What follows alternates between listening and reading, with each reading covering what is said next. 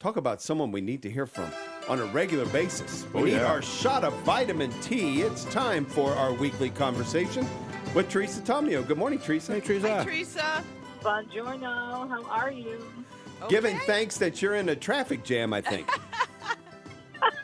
Yeah, God's timing is perfect, isn't it? I was just telling Yeah. Sean, because when you're on the freeway, the cars are flying by, and nobody except my husband follows the speed limit, so it's kind of loud. But we are north of Milano and on our way to Sordovolo, which is a beautiful town. I sent you and Sean the link to this town in northern Italy, north of Milan and east of Turin. And I didn't even know about this place until our partner in Italy, here in Italy, Allian Tour, who works directly with us in corporate travel, said, you have to check this out. So they organized this tour for me and Deacon Dom, and we are heading up with other people in the travel industry and the media because this starts up again next year. And so that's why we're doing our 2027 pilgrimage here.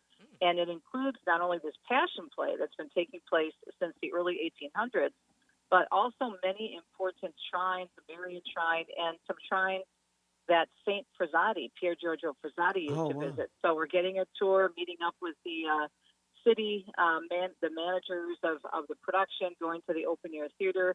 And so I'll be posting the pictures on Facebook, and we'll have a full report for you next Tuesday, God willing. Ooh, Nice. that sounds amazing. So how long are you in Italy now, Teresa? How long are you going to be there? We'll be here through the end of July.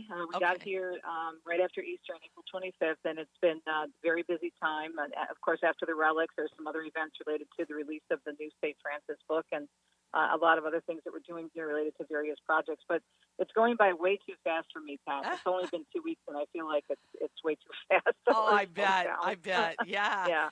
So Yeah. what other sites are going to be part? Like you said, you just found this location. Are there other things that you're going to be looking forward to as far as places to visit that might be new to you? Although I can't imagine there are new things there for you.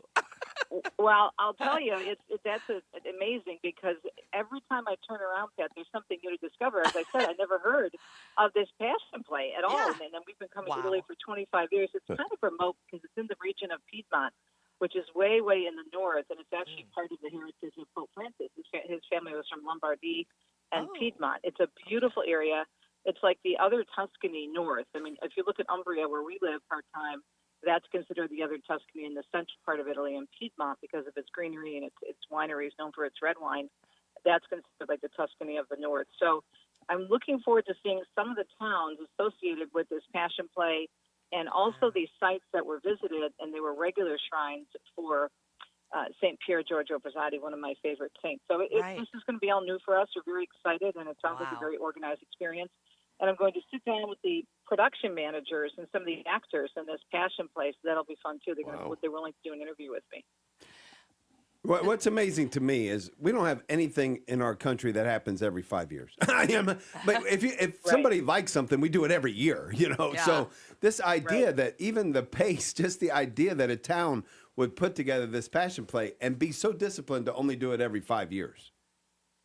Right, it reminds me of the Oberammergau production, Yes. which takes place in Germany. And Oberammergau, we've been to it. We did a group, Deacon Dom and I led a tour with Steve Ray a few years ago, and that was amazing as well. But that's 10 hours. What I actually like about this passion play in Sordovolo is that it's only 2.5 hours. So I think it's much easier for people, and it's not as draining, although Oberammergau was very powerful. That was a really, really long evening. And also, again, similar to Oberammergau, and a lot of these festivals in Europe, especially in Italy, the people take it so seriously, and it's a matter of custom and tradition for them. Over the weekend, we were in Assisi for the Can Lamaggio, which is another tradition that's gone on for hundreds of years, and it's a competition between Upper and Lower Assisi with every type of, pomp and circumstance you can think of. It's like the Renaissance Festival that we've seen in the United States, like on steroids, 100 times bigger than that, as you can imagine. So it's very interesting to see how the people hold on to their traditions. And I think it reminds me of the church, because in Scripture we're told to pass on those traditions, as St. Paul tells us. So it's a very exciting time. And again, this will start up the actual production of this beautiful passion play, which will be part of our pilgrimage in 2027. We'll start up in June of next year and run through September. We're doing it at the end of the tour because it'll be a little bit more comfortable weather-wise because Italy is known to be extremely hot in the summer. And we're telling people if they're interested, just send us a note, send me an email. There's no obligation, but we're taking names, and we'll get you the save the date flyer if you're interested in coming with us next September. Well, that's what's so great about your connection there in Italy and the benefit that people have when they take a pilgrimage, when you're involved in it, because you know when to go, the weather's going to be better then, you know when things are happening and so forth. What a great gift that is. And so much to see there.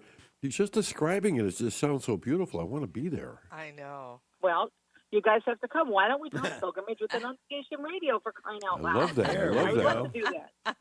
Well, and tell us now, where would people send that note or email, Teresa, to get their names on the list?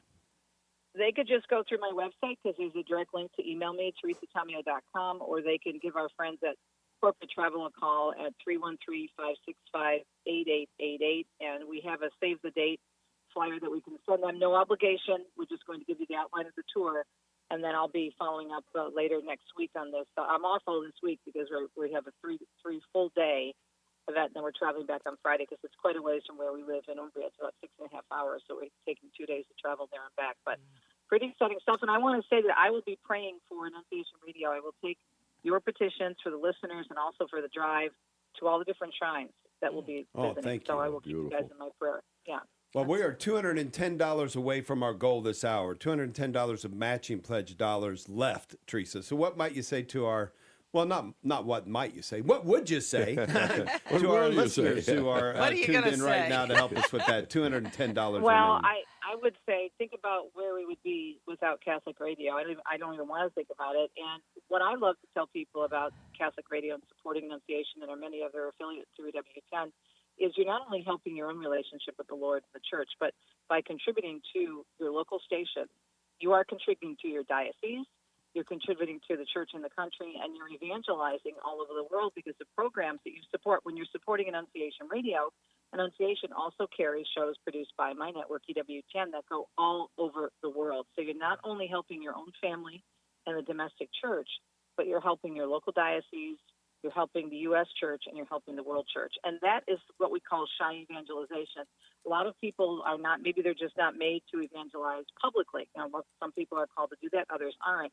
But there's other ways that we can evangelize. And I think one of the great ways is to support Catholic radio, especially Annunciation. And your wonderful bishop, whom I love very much, he's such a dear man, he's so supportive of me. He's going to be back on the show, by the way, in a couple weeks to talk about the cathedral and all the great work that's going on there.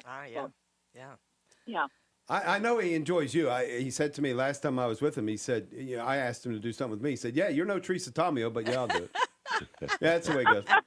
That's okay. I don't think he said that. He didn't say it. He was just thinking it, but I know what he's thinking. Yeah, no, he's such a dear man. He's doing such great work not only in your diocese as the head of the pro-life committee for the USCCB. So again, it's a great support to give your bishop a shot in the arm to support Annunciation Radio because I know he's a big part in what you do. And again, what we do at Catholic Radio across the board is to provide such great programming. You use information, and we keep everyone in touch with the church and the world. We love spending your traffic jams with us. That's right. Having you spend your Thanks, traffic Teresa. jams with us. Thank you, Teresa. Yeah. You're welcome. God bless you guys. Have a great week. Bye-bye.